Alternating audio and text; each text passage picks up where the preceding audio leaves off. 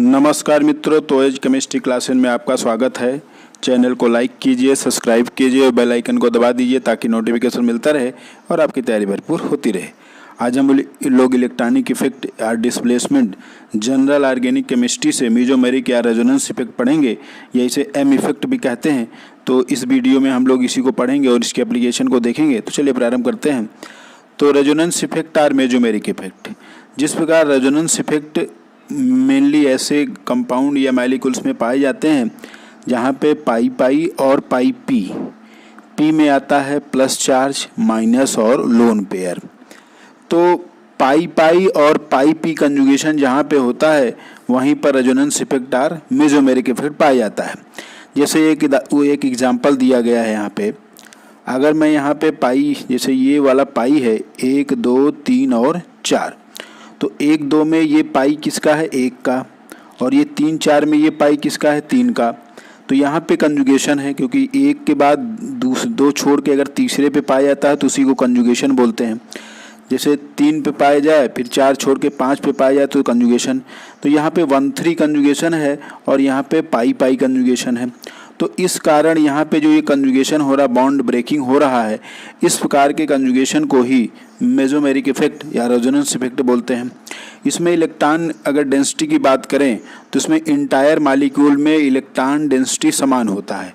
अर्थात कहने का तात्पर्य यह है कि मेसोमेरिक इफेक्ट डिस्टेंस पे डिपेंड नहीं करता है, लेकिन इंडक्टिव इफेक्ट, जैसा कि हमने आपको बताया कि अगर जैसे इंडक्टिव इफेक्ट मैंने बताया था कि वो डिस्टेंस पे डिपेंड करता है और 3 कार्बन के बाद डिसअपीयर हो जाता है, लेकिन मेसोमेरिक इफेक्ट जो है वो डिस्टेंस पे डिपेंड नहीं करता है। अगर मैं किसी मॉलिक्यूल को लेकर इसको समझाऊं, तो अगर मैं बॉन्ड को ब्रेक करूं यहाँ प्लस यहाँ पे माइनस, और इस बॉन्ड को ब्रेक करूं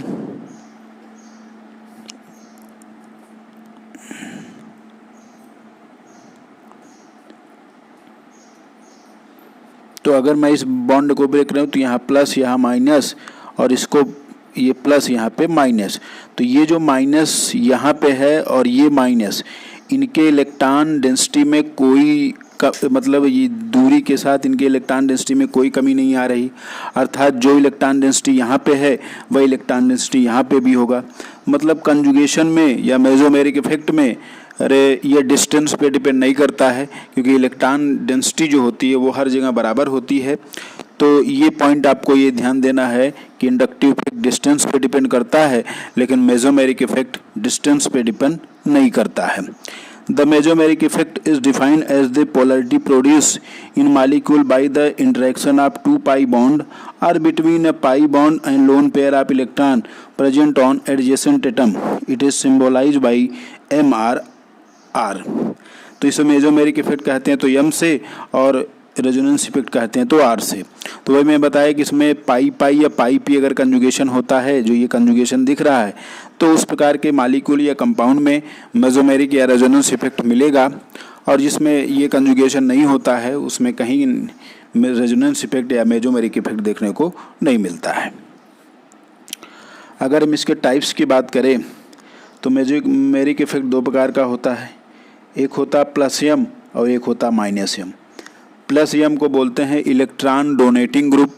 अर्थात मैंने आपको बताया था कि मान लीजिए मैं कोई एग्जांपल लूं और यहाँ पे मैंने कोई ग्रुप लगा दिया, तो ये जो ग्रुप है इसको मैंने पूरा कार्बन चेन मान लिया और इसको मैंने ग्रुप समूह मान लिया। तो ये जो ग्रुप जो डायरेक्ट इस रिंग से लगा है, ये जो मतलब अगर मैं इसको किसी अन्य उदाहरण से आपको समझाऊं, OH, तो इस G में जो O है उसको की एटम बोलते हैं, की एटम। तो की एटम है। तो निगेटिव रेजोनेंस और मेसोमेरिक इफेक्ट कब कहते हैं? जैसे मैं आपको अभी उदाहरण बताया कि मान लीजिए ये कोई ग्रुप समूह है और इसको मैंने कार्बन चेन मान लिया। तो जैसा कि इंडक्टिव इफेक्ट में बताया था कि ग्रुप समूह से कार्बन चेन के बीच इलेक्ट्रोनिगेटिविटी डिफरेंस के कारण इलेक्ट्रॉन का ट्रांसफ़र होता है। यहाँ पे पाई पाई और पाई पी कंजुगेशन के कारण इलेक्ट्रॉन का ट्रांसफ़र होता है। तो अगर ग्रुप समूह, यहाँ पे 2 चीज़ आपको पहचानने की ज़रूरत है कि अगर जो ग्रुप लगा हुआ है, जो ग्रुप समूह लगा हुआ है, दो पॉइंट यहाँ पे मैं बताऊंगा। अगर ये जो नाइट्रोजन जो डायरेक्ट रिंग से लगा है इसको बोलते हैं की एटम। क्या बोलेंगे? की एटम। तो अगर यहाँ पे की एटम की इलेक्ट्रोनेगेटिविटी अपने लगे एटम्स की इलेक्ट्रोनेगेटिविटी से कम हो और वो उसके साथ डबल बॉन्ड से जुड़ा हो, पहला पॉइंट। माइनस यम या माइनस आर कैसे पहचानेंगे आप कि कोई भी जो की एटम कौन होते हैं? जो डायरेक्ट रिंग से लगे हैं। NO2 में नाइट्रोजन डायरेक्ट रिंग से लगा है, तो ये नाइट्रोजन की इलेक्ट्रोनेगेटिविटी अपने लगे एटम से कम होनी चाहिए और वो डबल बॉन्ड से जुड़ा होना चाहिए। पहला पहचानने का तरीका है माइनस यम। दूसरा पहचानने का तरीका है कि अगर की एटम के पास, मैं बार बार बोल रहा हूँ की एटम, अगर की एटम के पास प्लस चार्ज होगा तो वो भी माइनस एम इफेक्ट शो करेगा, क्योंकि दोनों कंडीशन में ये इलेक्ट्रॉन को कंजुगेशन के द्वारा रिंग से बाहर निकालने का कार्य करते हैं। तो निगेटिव रेजोनेंस और मेसोमेरिक इफेक्ट आप समझ गए होंगे। दो पॉइंट से फिर मैं बता दे रहा हूँ। अगर की एटम की इलेक्ट्रोनेगेटिविटी अपने लगे एटम से कम है और उसके साथ डबल बॉन्ड से जुड़ा है, पहला पॉइंट। और दूसरा, अगर की एटम के पास पॉजिटिव चार्ज है तो दो कंडीशन में इसको माइनस यम या माइनस आर कहते हैं। It is shown by substituent R group that withdraw electron by delocalization mechanism from the rest of the molecule and are denoted by minus m r r। मतलब इसमें electron withdrawing group होते हैं। इसमें electron जो होता है, मतलब जो ग्रुप समूह होता है, वो कहीं न कहीं रिंग से या कार्बन चेन से इलेक्ट्रॉन को बाहर की ओर निकालता है, और ये तभी संभव है जब उसमें माइनस एम के ग्रुप लगे हों। तो जैसे NO2 है, CO है, क्योंकि C जो है की एटम है, डायरेक्ट लगेगा तो वो उससे डबल बॉन्ड से जुड़ा है, मोस्ट इलेक्ट्रोनेगेटिव है। साइनाइड है, COOH है, SO3H है, तो ये सब माइनस एम इफेक्ट या माइनस आर इफेक्ट शो करते हैं। इसका मैं एग्जांपल यहाँ पे आपको समझा दे रहा हूँ। तो जैसे NO2 लगा हुआ है, तो NO2 जो ये नाइट्रोजन है वो की एटम है, और की एटम की जो इलेक्ट्रोनेगेटिविटी या ऑक्सीजन से कम होती है और वो उसके साथ डबल बॉन्ड से जुड़ा है, तो NO2 कहीं न कहीं माइनस एम इफेक्ट शो करता है, और ये हमेशा रिंग से इलेक्ट्रॉन को विड्रॉ करता है, बाहर की ओर निकालता है।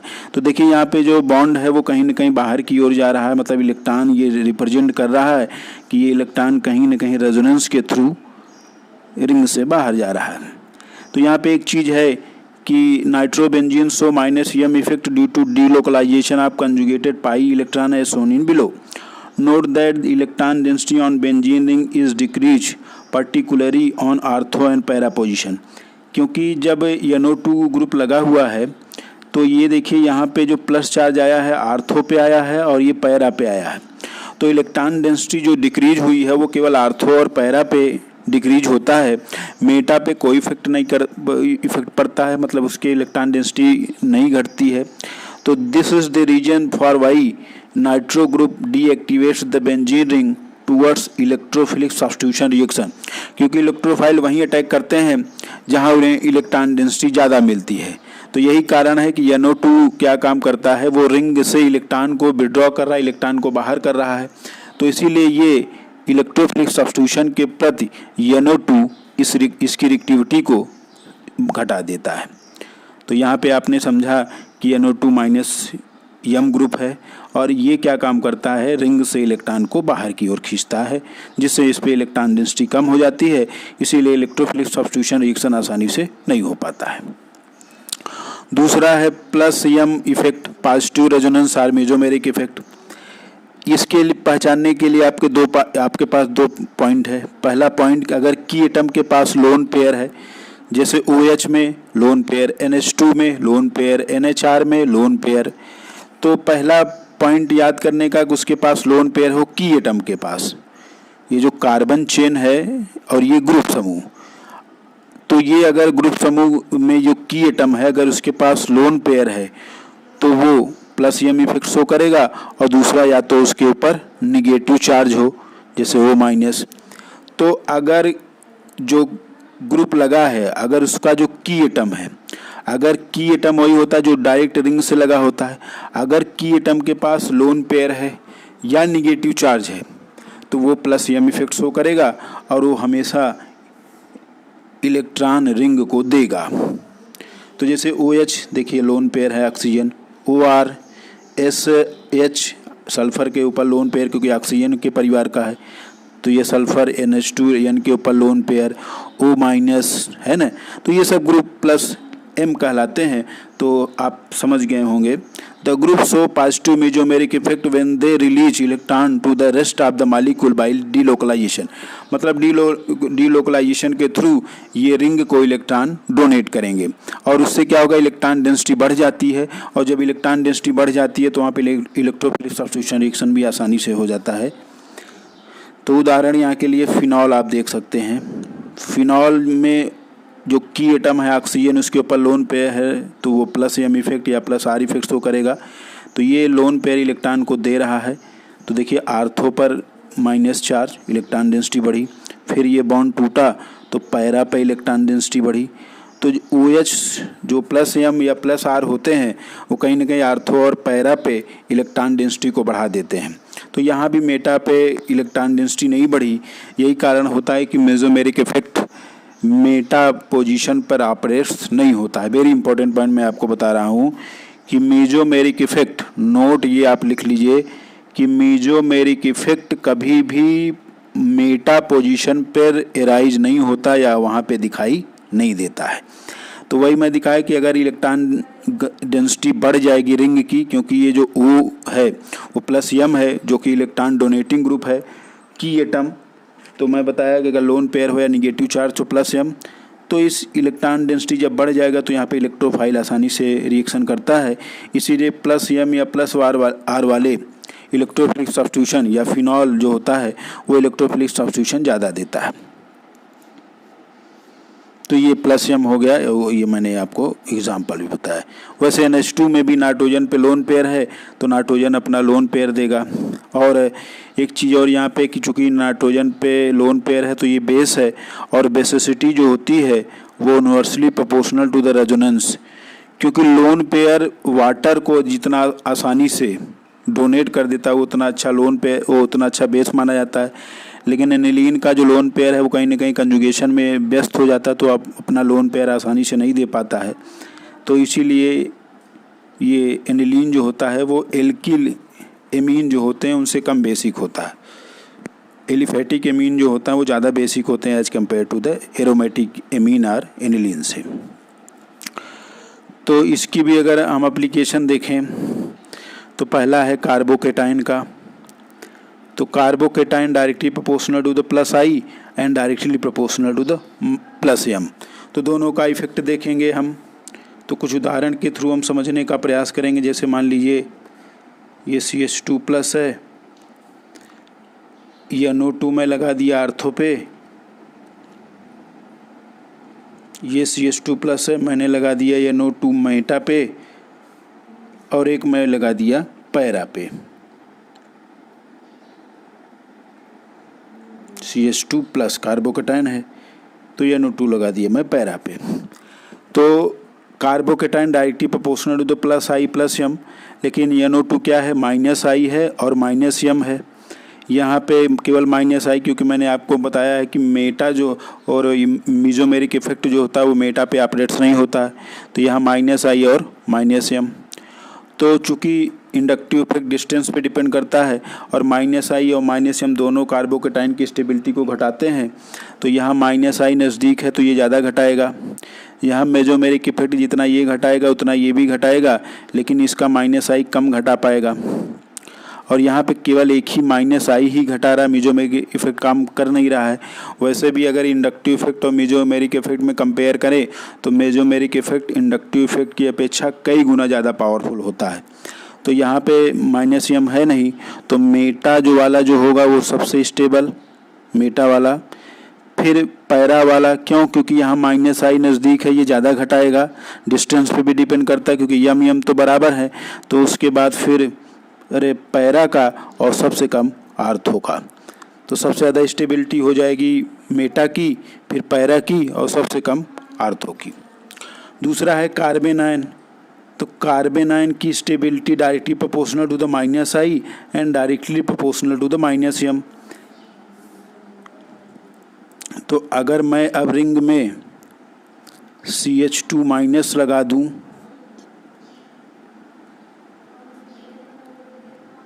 और यहाँ पे मैं NO2 लगा दूं ग्रुप NO2, मेटा पे NO2 और पैरा पे CH2 माइनस NO2। अब यहाँ पे देखिए कार्बन आयन माइनस आई और माइनस एम पे ही डिपेंड करता है, तो यहाँ पे माइनस आई नज़दीक है, यहाँ माइनस एम, यहाँ केवल माइनस आई क्योंकि मेजोमेरिक इफेक्ट मेटा पे नहीं राइज होता है, तो माइनस आई और माइनस एम। तो यहाँ पे ये एम तो बराबर हैं क्योंकि डिस्टेंस डिपेंड करता नहीं है, तो लेकिन ये माइनस वाई नज़दीक है तो ये ज़्यादा बढ़ाएगा इसके स्टेबिलिटी को, तो सबसे ज़्यादा आर्थो होगा, तब पैरा होगा और सबसे कम मेटा होगा। क्यों? क्योंकि यहाँ पे दो माइनस आई और माइनस एम भी है और यहाँ केवल माइनस आई है, तो मेटा सबसे कम हो जाएगा, तो सबसे ज़्यादा स्टेबल आर्थो, फिर पैरा और सबसे कम मेटा। तो ये कार्बोकेटायन और कार्बन आयन का हमने एप्लीकेशन बता दिया। अब आगे हम लोग देखेंगे एसिडिटी और बेसिसिटी।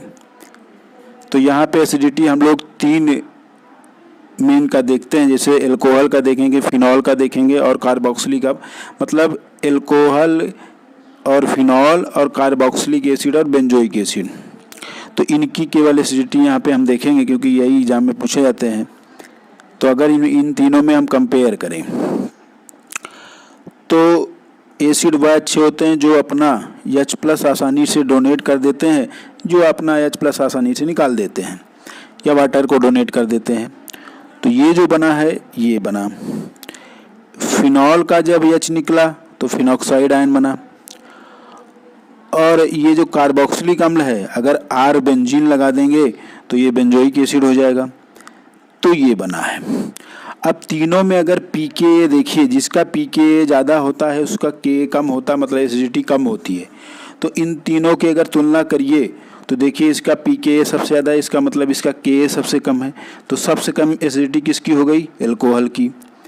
और उसके बाद pKa इसका है तो उसके बाद एसिडिटी किसकी होगी? फिनॉल की।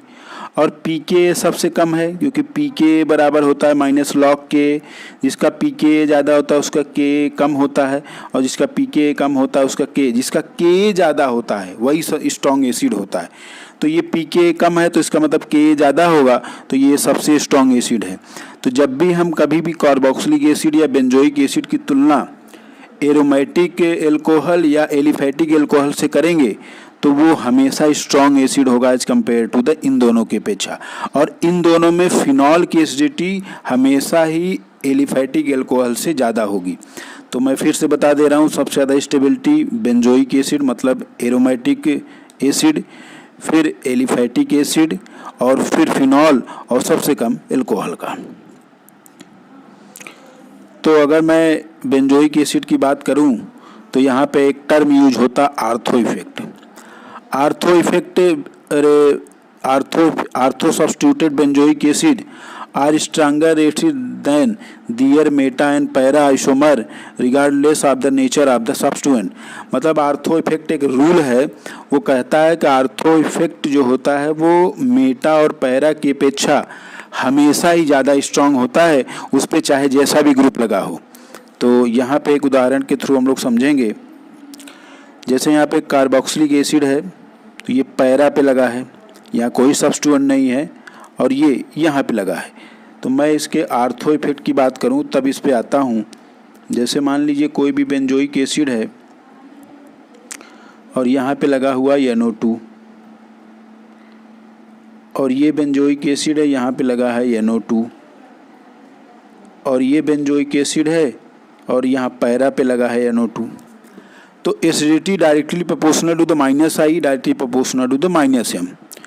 मतलब एसिडिटी जो होता है वो -I और -M के डायरेक्टली प्रोपोर्शनल होता है। मतलब -I और -M बढ़ेगा तो एसिडिटी बढ़ेगी। तो आर्थो और पैरा और मेटा की बात करें तो आर्थो इफेक्ट कहता है कि आर्थो सब्स्टिट्यूएंट बेंजोइक एसिड की एसिडिटी हमेशा ही ज़्यादा होती है, ये आर्थो रूल है। तो सबसे ज़्यादा स्टेबिलिटी किसकी हो गई या एसिडिटी किसकी हो गई? आर्थो की। मेटा और पैरा में कंपेयर करें तो यहाँ -M है और -I है क्योंकि मेजोमेरिक इफेक्ट मेटा पे ऑपरेट्स होता नहीं। पैरा में -I है और -M है, और एसिडिटी जो होती है वो -I -M दोनों बढ़ाता है। तो आर्थो इफेक्ट तो यहाँ पे कार्य कर गया। उसके बाद यहाँ -I -M दोनों बढ़ा रहे हैं, तो आर्थो के बाद क्या होगा, पैरा का, तो आर्थो के बाद पैरा और पैरा के बाद सबसे कम मेटा का होगा। क्यों? क्योंकि acidity directly proportional to the -I -M। जितना -I और -M का जो हमने शुरू में ग्रुप बताया था, जिसकी स्ट्रॉन्गनेस पावर जितना ज़्यादा होगा वो ज़्यादा उतना एसिड होगा। अगर इसमें देखें तो जैसे इसमें कोई भी सब्स्टिट्यूएंट नहीं लगा हुआ है, OCH3 -I होता है और ये +M होता है, क्योंकि की एटम के पास लोन पेयर है तो +M हमने आपको ट्रिक बताया याद करने का। NO2 -I होता है और -M होता है। तो एसिडिटी जो होता है हमेशा -I और -M के डायरेक्टली प्रोपोर्शनल होता है। तो जिसका pK कम होता है उसका K ज़्यादा होता है, तो ये सबसे ज़्यादा स्ट्रॉन्ग एसिड है। और यहाँ पे जो +M है, -I तो थोड़ा बढ़ा रहा है क्योंकि पावर जो होता है M का सबसे ज़्यादा होता है, लेकिन M घटा भी रहा है और यहाँ पे कोई घटाने वाला ग्रुप नहीं लगा है। तो नाइट्रोबेंजोइक एसिड सबसे स्ट्रॉन्ग एसिड, फिर बेंजोइक एसिड और सबसे कम ये पैरामेथॉक्सी बेंजोइक एसिड। तो हमारे हिसाब से आप समझ गए होंगे। तो एसिडिटी डायरेक्टली प्रोपोर्शनल दोनों -I -M, और इसमें एक रूल काम करता है आर्थो इफेक्ट। आर्थो इफेक्ट की एसिडिटी हमेशा ही ज़्यादा होती है चाहे जो भी हो, तो ये रूल है। फिनॉल की भी हमने बता दिया। तो फिनॉल एसिडिटी तो directly proportional to the -I और -M। तो यहाँ पे उदाहरण के थ्रू समझूं तो ये F लगा है, ये मेटा पे और ये पैरा पे, तो ये -I है, -I और -I। तो ये -I नज़दीक है तो इसका pK 8.8 देंगे। तो जिसका pK सबसे ज़्यादा उसकी एसिडिटी उतनी ही कम। तो इसका pK 9.81 है, इसका 9.28 और इसका 8.1। तो ये -I जो सबसे नज़दीक लगा हुआ है, तो -I डिस्टेंस पे डिपेंड करता है, तो इसकी एसिडिटी सबसे ज़्यादा, फिर इसकी और फिर इसकी। और ये जो pK इसका 10 है तो इसकी एसिडिटी सबसे कम होगी। जिसका जितना ज़्यादा वो उतना कम, जिसका जितना कम वो उसका उतना ज़्यादा। तो फिनॉल की एसिडिटी भी होती है डायरेक्टली प्रोपोर्शनल -I -M। अब एनिलीन का देखेंगे बेसिसिटी, क्योंकि अगर हम एलिफेटिक एमीन की बात करें तो हमने इसको इंडक्टिव इफेक्ट में एक्सप्लेन किया था। यहाँ पे हमें एरोमेटिक या एनिलीन की बात करूँगा।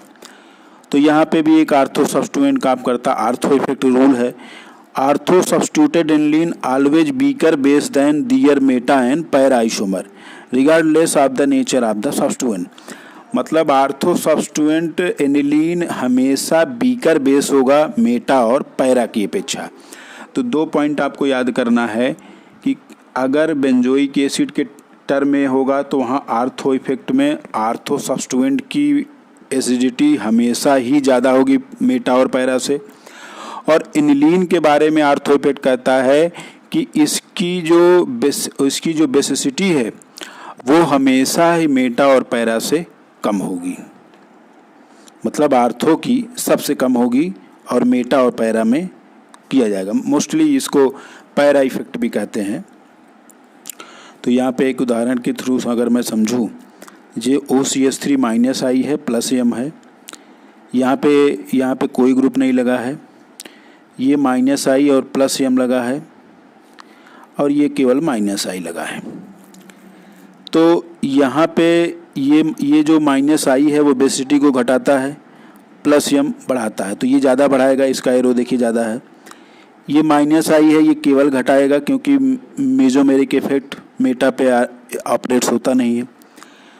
तो यहाँ पे ये -I जो है वो घटा रहा है, लेकिन M जो है वो बढ़ा रहा है। और मैंने एक नियम बताया है कि आर्थो सब्स्टिट्यूएंट एनिलीन की बेसिसिटी हमेशा ही कम होती है, तो सब ये कम हो जाएगा। अगर इन तीनों में देखें तो इन दोनों में +M बढ़ा भी रहा है, इन दोनों में तो बढ़ा तो रहा है, लेकिन आर्थो का सबसे कम होता है, ये नियम है। तो सबसे ज़्यादा किसका हो गया है? पैरा वाले का। NH2 और OCH3 में इसमें -I जो घटा भी रहा है, तो फिर एनिलीन का, फिर इसका और सबसे कम इसका, क्योंकि इसमें -I और ये केवल घटा ही रहा है, ये बढ़ा नहीं रहा है। तो ये नियम 2 मैं बताया, आर्थो इफेक्ट बेंजोइक एसिड के केस में हमेशा ज़्यादा होगा और एनिलीन के केस में हमेशा कम होगा। ये इफ़ेक्ट है, आर्थो इफेक्ट बोलते हैं। लास्ट में कुछ और एग्जांपल दिया है, तो ये देखिए आर्थो पे OH लगा है, ये मेटा पे और ये पैरा पे। तो इसका pKa सबसे कम है इन सभी में। उसका कारण भी है क्योंकि -I है +M और यहाँ आर्थो इफेक्ट, तो इसकी एसिडिटी सबसे ज़्यादा। यहाँ केवल -I है, यहाँ -I और -M दोनों है ना। तो यहाँ पे इसके अगर यहाँ पे -I है और यहाँ -M है तो acidity directly proportional to the -I -M। तो जिसका pKa जितना ज़्यादा उसका Ka उतना कम। तो ये उसकी एसिडिटी का आर्डर दिया है। तो सबसे ज़्यादा आर्थो सब्स्टिट्यूएंट का हो गया, ठीक। तो उसके बाद ये पैरा और सबसे कम मेटा। तो ये समाप्त हो गया। धन्यवाद।